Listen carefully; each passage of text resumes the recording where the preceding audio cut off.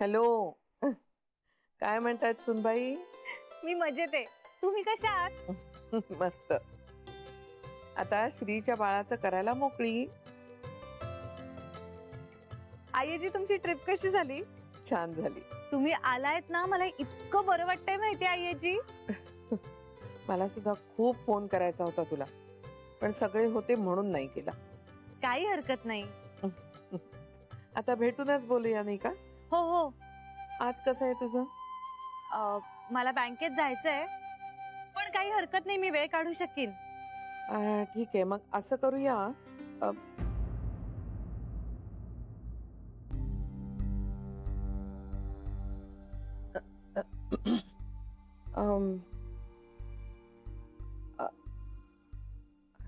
एक मिनिट. हा, एक मिनिट. काय ग बेबी? काही नाही, तू बोल, तोपर्यंत थांबते मी.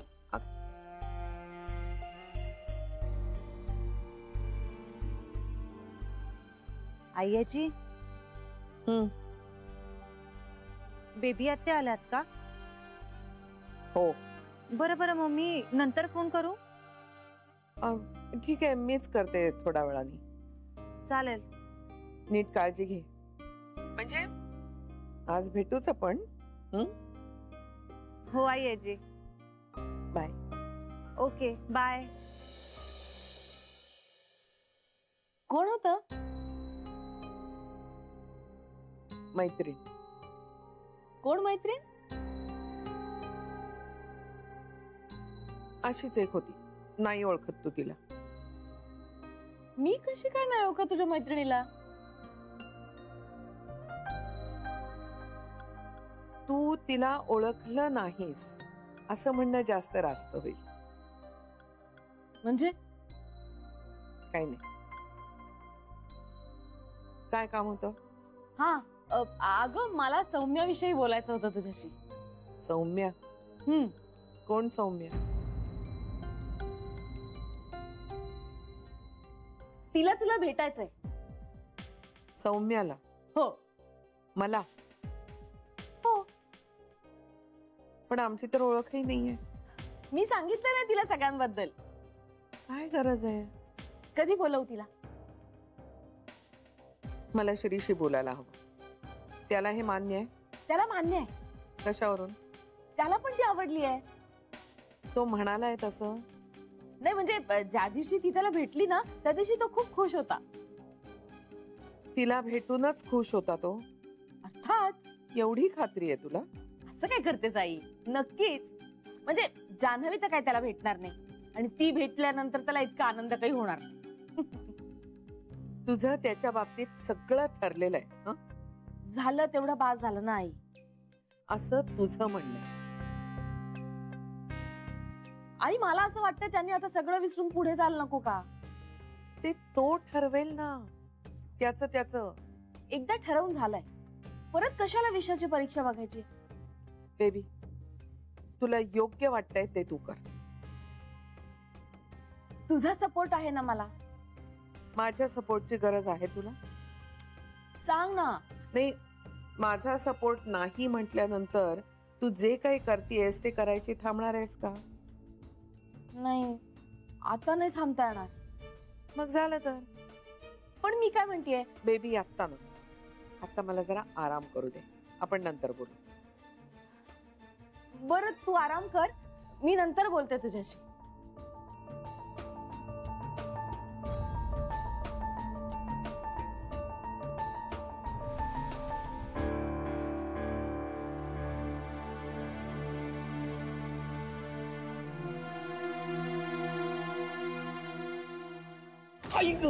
अहो काय झालं? अहो काय तुमच्या पाया पडू का? उगीच कशाला धडपड करताय पण तुम्ही? एक तर आपला आधी पाय अधूय, एवढं रक्त जातंय बघा, जरा दाबून धरते मी. मला हात लावू नकोस. काय हात लावू नको म्हणून सांगताय? हळद दाबते, रक्त केवढं वाहतंय बघा तुम्ही. रक्तच काय, माझा जीव वाहून गेला तरी चालेल, पण तू हात लावू नकोस.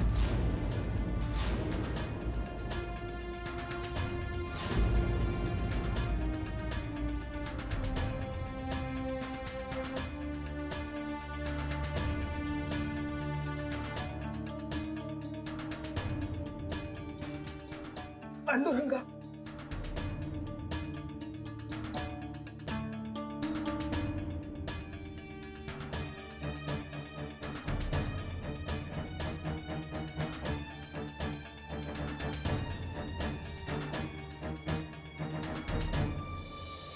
आजी व्हायची स्वप्न बघत होतो आम्ही. आणि हे बघा काय होऊन बसलं ते. मला तर स्वप्नही पडलं होतं. स्वप्नांवर विश्वास दाखवला नाहीत तुम्ही. आई आम्ही स्वप्नांवर विश्वास ठेवून काय होणार होतं? विश्वास दाखवल्याशिवाय काही होत नाही नर्मदा. आपण लाख विश्वास दाखवला, पण तिने करायचं तेच केलं ना. म्हणून तुम्ही बेबीला सामील झालात. आम्हाला आमच्या मुलाचं सुख हवंय हो. आणि सुनेचं? पण मुलगा आधी असतो ना, सून मागावून येते. मुलगा आपला असतो, सुनेचा काय भरोसा. आपण तिचं सुख ठरवू शकत नाही ना. आपण फक्त आपल्या मुलाचं सुख बघू शकतो. आणि तेच बघावं ना आई. मीही तुमच्या बाबतीत हाच विचार केला असता तर. आई पण जान्हवीचं चुकलंय ना. असं कोणाचं म्हणणं आहे? आम्हाला सगळ्यांनाच वाटतं तसं.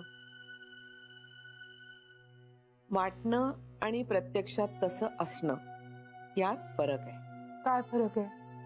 वाटण्याला तपासून पाहण्याची गरज असते. आई पण तपासून पाहण्यासारखं काहीच नव्हतं याच्यामध्ये. तिच्या आईनं तिच्या भावानं केलेले तमाशे उघड होते ना. हे तिच्या आईचं आणि तिच्या भावाचं झालं. त्यात तिची काय चूक? तिची ही चूक की ती आपल्या मुलाच्या बाजूने उभी राहिली नाही. हा, मग आम्ही तिच्या बाजूने कशा उभ्या राहणार आई? कशा उभ्या राहणार? तिच्या बाजूने उभं राहायचं नाही म्हणजे तिला समजूनही घ्यायचं नाही. पण समजून घ्यायचं म्हणजे काय करायचं? आई घ्यायचं तेव्हा आम्ही तिला समजून घ्यायचा खूप प्रयत्न केलाय. हो, आणि आम्ही काही कमी केलं नाही तिच्यासाठी. तिनं काहीच केलं नाही तुमच्यासाठी.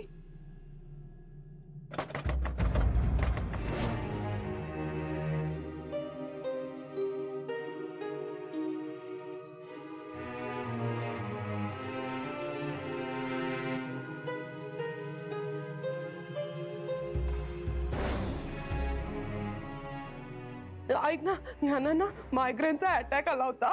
त्याने त्याला हॉस्पिटलमध्ये ऍडमिट केलं. आणि मी काय करू जान्हवी, मी नाही जाऊ शकत आहे. तुम्ही मला पटकन दवाखान्याचं नाव सांगा. राव म्हणून सांगितलं हॉस्पिटलचं नाव, राव हॉस्पिटल. ओके. जान्हवी तू जाशील ना ग.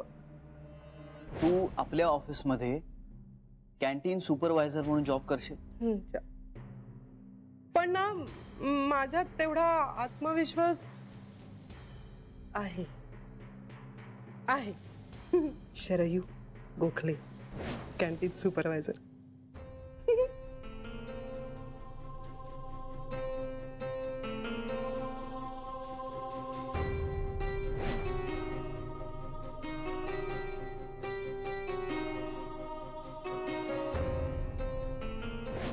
खरं सांगू जान्हवी, अवघडल्यासारखं होतंय खूप.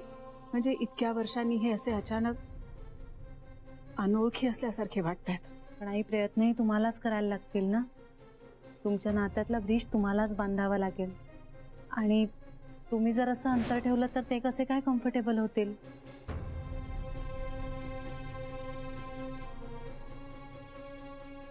थँक्यू जान्हवी. तू माझ्यासाठी काय केलंस नाही याची खरंच तुला कल्पना नाही. तुझे आभार मानावेत तेवढे थोडेच आहेत. तुम्हाला या कामातनं मिळणारा आनंद जास्त महत्वाचा आहे माझ्यासाठी. काय झालं? नाही आई, केलं.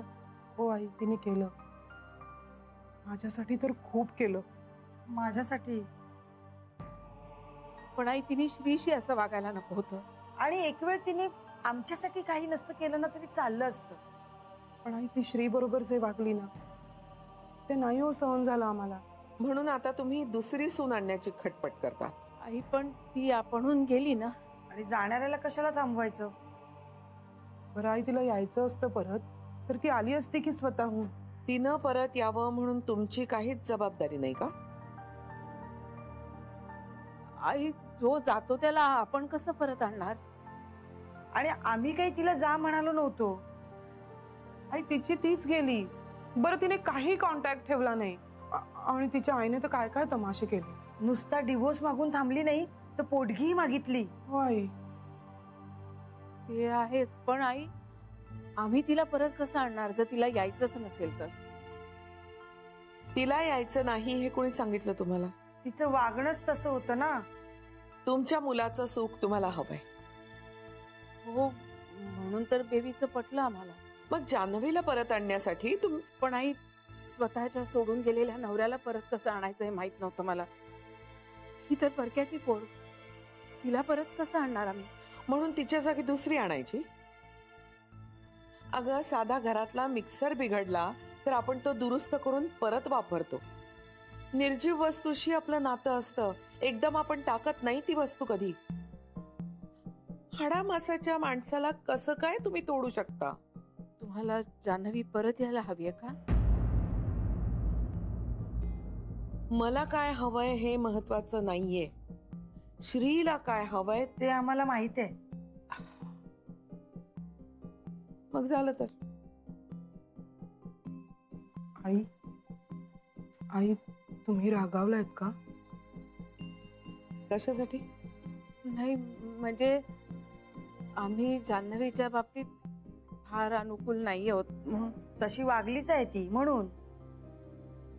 ठीक आहे, तुमचं सगळं ठरलंय ना. तुम्ही म्हणत असाल तर. माझ्या म्हणण्यासाठी म्हणून नको, तुम्हाला ते पटायला हवं तरच त्याला महत्व आहे. आम्हाला वाटतंय की बेबीचा विचार चांगला आहे.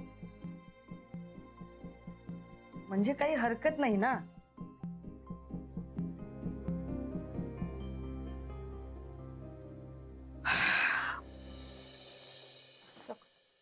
तुम्ही कुठे निघालात आई? काम आहे.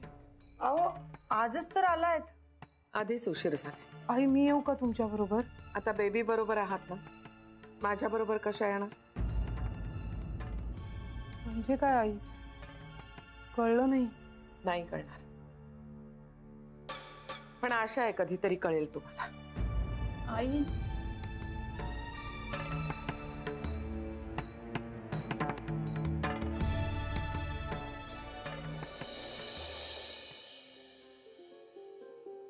बाबा आता फक्त जरा 2 दिवस आंघोळ करताना काळजी घ्या, पाणी लागणार नाही याची. हो ग, सांभाळेन मी. तू या सगळ्याचा विचार नको करत राहू आता. आई आजींशी काय बोलायचं याचा विचार कर. जावई बापूंशी काय बोलायचं हे ठरव. बाबा मला आई आजींशी बोलण्याचं टेन्शन आलंय हो. श्रीशी बोलणं तसं सोपं आहे. बरं आटप, तुझ्या ऑफिसला जायची वेळ झाली. एक सांगू? सांग. तू काय सांगणार आहेस ते ठाऊक आहे मला. ही लहान तोंडी मोठा घास घेते, पण अगं नाही, तू लहान असलीस म्हणून तुझं मत मांडू नये असं थोडंच आहे. बोल. तुम्ही आईशी खूप चुकीचं वागताय बाबा. असेल, पण तसं वागून मला खूप बरं वाटतंय. पण बाबा तुम्ही असे नाही आहात. तरी मला तिच्याशी तसं वागावं लागतंय. तुम्हीच मला शिकवलत ना सगळ्यांशी चांगलं वागायला. चुकलं माझं. म्हणजे मी तुम्हाला हे शिकवलं की चांगलं वागावं, पण लायकी असलेल्या माणसाशीच चांगलं वागावं हे शिकवायला विसरलो मी. बाबा आईचा स्वभाव असाच आहे. पण म्हणून तो स्वभाव माझ्या सर्वस्वावर येत असेल ना तर मी नाही सहन करणार. एवढं काही केलेलं नाहीये तिने. तुमचा गैरसमज झाला असेल कदाचित. नाही नाही, उलट माझा गैरसमज दूर झाला. बाबा श्री माझ्याशी वागला तसं तुम्ही आईशी वागताय. पण तुझी आई म्हणजे तू नाही ना जानू. पण ती तुमची बायको आहे बाबा. एवढी वर्ष निष्ठेने संसार केलाय तिने तुमच्या बरोबर. मान्य आहे ना, पण म्हणून आता उरलेली वर्ष तिच्या बरोबर संसार करायची शिक्षा मी नाही भोगू शकत. बाबा मला तुमचं नाही पटत आहे. तुम्हाला शिक्षा का वाटायला लागली आता? हे बघ, तू नको यात लक्ष घालू. तुला तुझा संसार आहे तिकडे तू लक्ष दे. असं नाही होत ना बाबा. माझ्यासाठी माझं माहेर कधीच तुटणार नाहीये आणि माझ्या माहेरच्या फ्रेम मधून मी आईला कधीच काढणार नाही. तुम्हाला कितीही नकोशी झाली असली ना ती तरीही.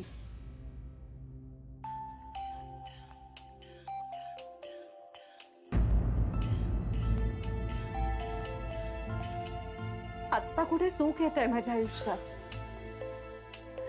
नाही, पण तुम्ही असं वागून दुःख बॅलन्स करताय माझ्या आयुष्यात.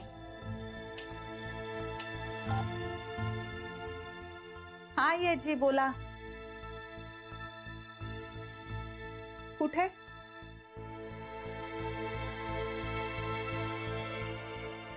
आईना हे सौम्या प्रकरण काही आवडलेलं दिसत नाहीये. अरे देवा, मग आता आता काय, आपणच विचार बदलूया मला वाटतं. कसला? आपल्या मुलाच्या सुखाचा? नाही ग, पण आईना जर हे मान्य नसेल तर? त्यांच्या संमतीशिवाय आपण एक पाऊल सुद्धा पुढे टाकू शकणार नाही. अगं पण म्हणणं तरी काय आईचं? त्यांचं म्हणणं आहे की घरातली एखादी निर्जीव वस्तू दूर लोटताना सुद्धा 4 वेळा विचार करतो. मग सुनेला दूर लोटताना विचार करायला नको? वाटलंच मला. आईचं हे नेहमीच आहे. नेहमीच म्हणजे रक्ताच्या माणसांच्या बाजूने उभी राहणार नाही, नेहमी बाहेरच्यांचाच पुळका. त्यांना बाहेरच्यांचा पुळका होता म्हणून तर ताईचं सगळं केलं त्यांनी. मला आधार दिला, शरीरला आयुष्यभर छप्पर मिळालं म्हणून ते सगळ्यांच्याच बाबतीत बरोबर असतं असं नाही सर. बेबी, अगं आई खूप नाराज वाटल्या ग मला. कारण ती सौम्याला भेटली नाही अजून म्हणून. त्या जान्हवीच्या आईनी जो काही तमाशा केला ना, तो आई समोर केला असता ना तर कळलं असतं तिला. जान्हवीचा पुळका येतोय म्हणे. तिच्या भावानी जेव्हा काळं फासलं तेव्हा तिच्याचमुळे अपसेट झाली होती ना आई. तेव्हा कुठे गेला होता पुळका? आई नेहमी असंच करते ग. देवच्या बाबतीत सुद्धा तिने हेच केलं, देवच्या बाजूने उभी राहिली. बेबी, बहिणी, सगळे संसार जोडण्यासाठी नसतात. पण श्रीशी बोलल्याशिवाय, बोलू ना आपण त्याच्याशी वेळ आली की. हो, पण आईना असं का वाटतंय की आपण श्री आणि जान्हवीचं जोडण्यासाठी धडपड करायला हवी होती? ते तिला वाटणारच. हो, मला खूप तसं वाटलं ग त्यांच्या बोलण्यावरून. तिचं वय झालंय वहिनी आता, पण म्हणून शहाणपण कमी होत नाही बेबी. मान्य आहे, पण आईचा जमाना आता गेला. आत्ताच्या जनरेशनची विचार करण्याची पद्धत वेगळी आहे सर. आणि श्री आत्ताचा मुलगा आणि आईची विचारसरणी 50 वर्षापूर्वीची. आजच्या जगात नाही चालत हे सगळं. नाही ग बेबी. वहिनी, जोडून सगळेच संसार सुखाचे होतात असं नाही. काही संसार मोडून माणसं सुखी होतात. आजूबाजूला बघतोच की आपण. मला ना खूप टेन्शन येत आहे. मी बोलते आईशी, बस.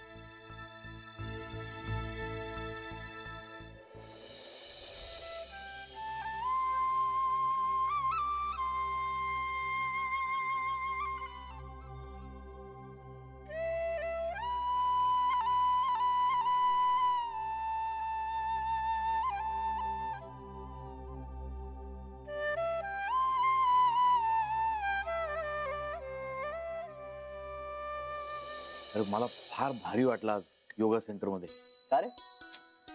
अरे ते लोक ना श्री आयुष्य असं सोपं करायला शिकवतात. म्हणजे ना इतक्या लोकांना दिशा मिळते ना या योगा सेंटरमुळे. आईने फार मस्त काम केलं हे टेक ओव्हर करून. खरंच लोक काय काय प्रॉब्लेम घेऊन येतात, शारीरिक, मानसिक, आर्थिक, शैक्षणिक, सामाजिक. हो, म्हणजे योग सेंटरवाले हे सगळे प्रश्न सोडवतात का? नाही ग, प्रश्नांना सामोरं जाण्याचं बळ देतात ते. म्हणजे इतके प्रश्न आयुष्यात असताना सुद्धा माणसाने कसं हसतमुख राहायला पाहिजे, आनंदी राहायला पाहिजे ते शिकवतात. अरे वा, छान आहे की मग. मग श्री, मी तर म्हणतो तू सुद्धा जॉईन कर. अरे सध्या वेळ नाही. अरे दिवसातला एखादा तास स्वतः करता काढायला हवा श्री. मान्य आहे मला, पण आता खरंच वेळ नाहीये. ट्राय तर कर. काका, हे असलं ट्राय कर वगैरे काही जमत नाही. म्हणजे आपण एखादी गोष्ट करतो किंवा करत नाही, ट्राय वगैरे करत नाही. करेक्ट करेक्ट, हेच सांगतात तिकडे. म्हणजे आता कसं सांगू तुला सरू. हा, तो मोबाईल ठेवला तिथे, हा तो आता उचलायचा प्रयत्न कर. नाही नाही सरू, ठेव ठेव, उचलू नकोस, फक्त उचलायचा प्रयत्न कर. उचलायचा प्रयत्न करायचं म्हणजे काय करायचं? करेक्ट, हेच आता श्री म्हणाला. किंवा तिकडे सुद्धा ते लोक हेच सांगतात की आपण एकतर एखादी गोष्ट करतो किंवा करत नाही. प्रयत्न वगैरे असं काही नसतंच. वा हे मस्त आहे. मग भाऊजी मी सुद्धा जॉईन करू? अगं कर ना, मी तर घरातल्या सगळ्यांना सांगणार आहे. हो सांगा. येस. श्री काय तुझं काय काय हे सगळं काय आरंभलंय आपण नवीन? मी हात जोडतो तुझ्या पुढे श्री, प्लीज एकदा जॉईन कर. खूप फरक पडतो आयुष्यात. काका अरे खरंच शक्य नाहीये मला. हे बघ मी काही तुझ्यावर बळजबरी करत नाहीये. म्हणजे आम्हाला सांगितलंच आहे तसं की कुणावर बळजबरी करू नका जॉईन करायची. म्हणजे एक तर ज्याची तयारी असते त्याला बळजबरी करण्याची काही गरज नसते, आणि ज्याची तयारी नसते त्याला बळजबरी करून काहीच फायदा होत नाही. तेव्हा मी तुझ्यावर बळजबरी नाही करत आहे. मी तुला हात जोडून रिक्वेस्ट करतोय की प्लीज तू जॉईन कर, खूप फरक पडेल. काका अरे मी नाही म्हणत नाहीये, फक्त मला आत्ता नाही जमणार. श्री अरे तू स्वतः रन करतोयस ते सेंटर, ते सुद्धा नो प्रॉफिट बेसिसवर. मग त्याचा जर असा तुला फायदा झाला तर चांगलाच आहे ना. अरे मला होतोच की मग फायदा. 4 माणसांच्या आयुष्यात काहीतरी चांगलं घडतंय की नाही, मग आईजीने हे सगळं सुरू केल्याचा फायदा होतोच आपल्याला. आई कुठे गेली सकाळी सकाळी? का आईजी नाहीये घरी? नाही, मला म्हणाली मला आराम करायचा आहे म्हणून मी निघाले. ही काय येईल? ती येईल हे मलाही माहितीये, पण ती कुठे गेली हे कळत नाही.